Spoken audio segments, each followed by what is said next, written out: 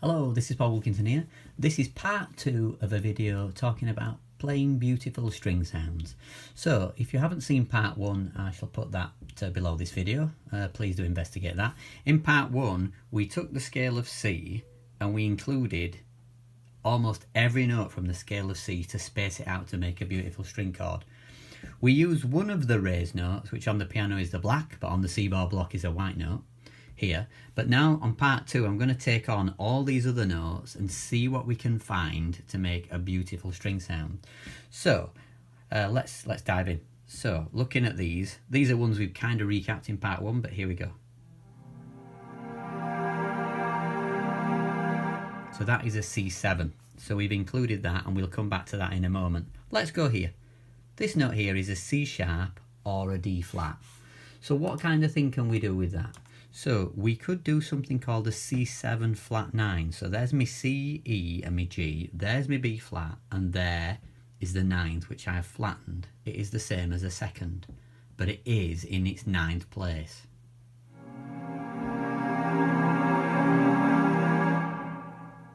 Great chord that, isn't it? So that's a C7 with a flat 9. Now, we'll come back to that if we can in a moment or two. What about this one? Well, if we do that, that is a C minor chord. But can we put the minor third and the major third in a chord? Well, the answer is yes.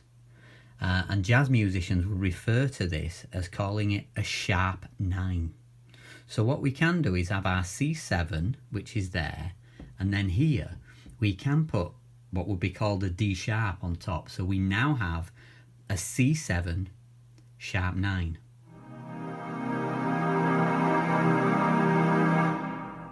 You can hear the quality of that, that's beautiful.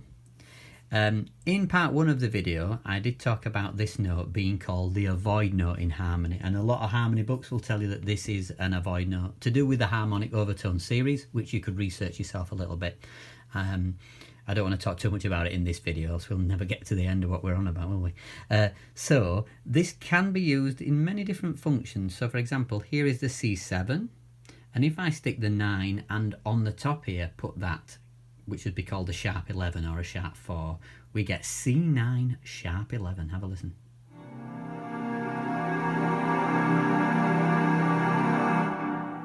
Now that is a beautiful chord, that's lovely. So that's a sharp 11, or it could be seen as a flat 5. So even a simple chord like C with that reduced like that, have a listen to that. Maybe an octave higher. Great chord. Then we come here to this note, which is referred to as a sharp 5 or a flat 13. So here it is here, lovely. So in music, you see that often referred to as C plus 5, which means a sharp 5. That's a lovely sound going from the 5 and raising up, look. And on the C bow, we can slide up.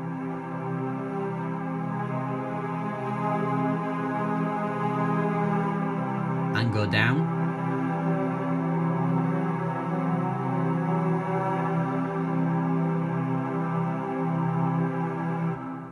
That is a wonderful sound. So that can be referred to as a sharp 5. So what can we do here with all of these? Well, here's a classic jazz chord. So I'm going to play my C chord, raise my top note, put my flattened 7 and put my sharp 9 in there. Look, that one. So I've now got this C7 with a sharp 5 or a sharp 9. Many jazz musicians refer to this as an alt chord, short spelt A-L-T, altered. Have a listen. I can actually put that F sharp up there as well. So now I've got C, E, G sharp, B flat, D sharp and F sharp. So we've now got the altered chord, but with a sharp 11 as well. So we've nearly included most of the notes on the keyboard.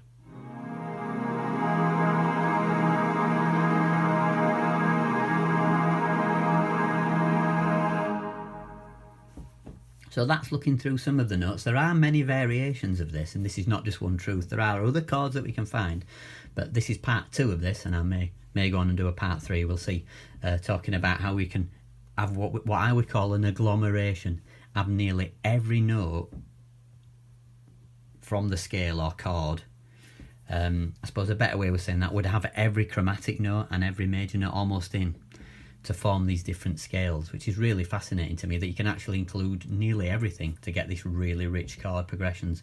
We could use different ways of voicing them, and you could spread them out in different ways, you know. So when we talked about those, we could even have things like, you know, like this as well. So like, here we go.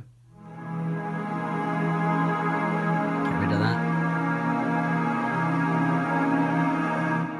There we had a sharp 9 and a flat 9 present as well. So as you can see, it goes on, and I want you to discover these yourself. So this is just a second part, an introduction to them. So I hope that's been helpful. Please subscribe for more videos talking about musical theoretical concepts with the Seaboard Block. Thanks for watching. Bye for now.